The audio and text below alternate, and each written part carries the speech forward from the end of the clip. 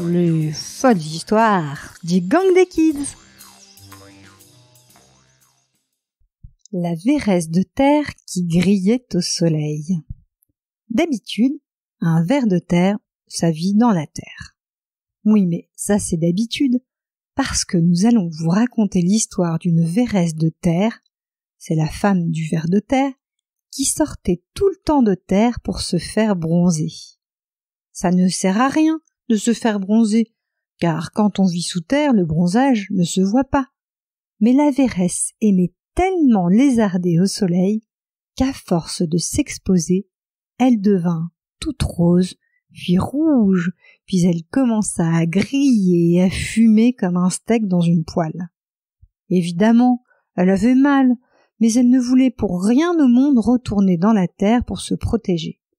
Elle préféra appeler son ami le pélican. « Hey, citerne !» c'était le nom du pélican, cria-t-elle.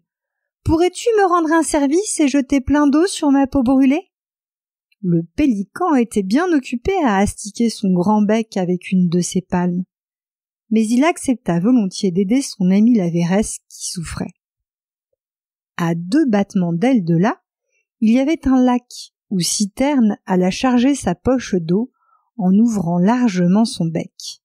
Bien chargé, il retrouvera la véresse et largua le chargement liquide sur elle en prenant soin de bien viser. L'eau s'écrasait sur Véresse, puis sur le sol en de grandes éclaboussures. Véresse était contente, car la douceur de l'eau soulageait ses brûlures.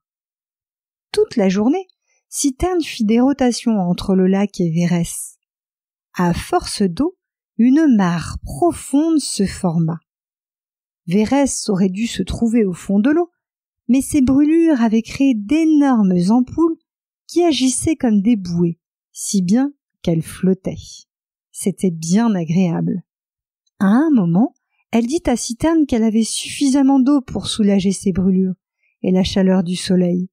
Elle le remercia pour son aide efficace. Lui était si fier du résultat. Il ne s'était cependant pas aperçu qu'en écopant l'eau du lac, il attrapait parfois des poissons qui finissaient dans la mare de Véresse. Or, les poissons aiment manger les vers de terre. Ainsi, un grand brochet qui avait atterri dans la mare contempla Véresse avec intérêt. Ce repas tombait bien, car il n'avait pas mangé ce jour-là. Il avait un petit creux. Il s'approcha en douce de Véresse, ouvrit sa grande bouche et l'avala d'un coup.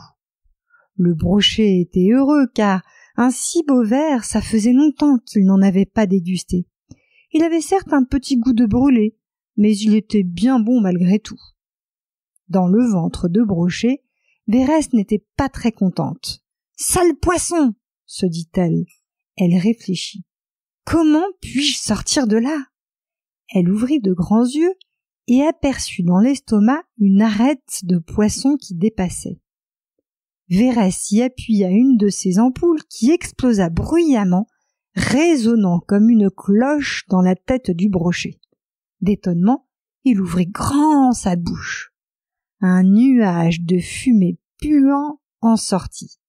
Il s'agissait de l'air emprisonné dans la cloque de Véresse qui s'échappait. Brochet s'évanouit, la bouche béante. Véresse sortit du brochet, puis en se tortillant à la surface de l'eau, gagna la rive et s'enfuit dans la terre. Elle jura de ne plus s'exposer au soleil et vécut heureuse dans la terre, son environnement naturel.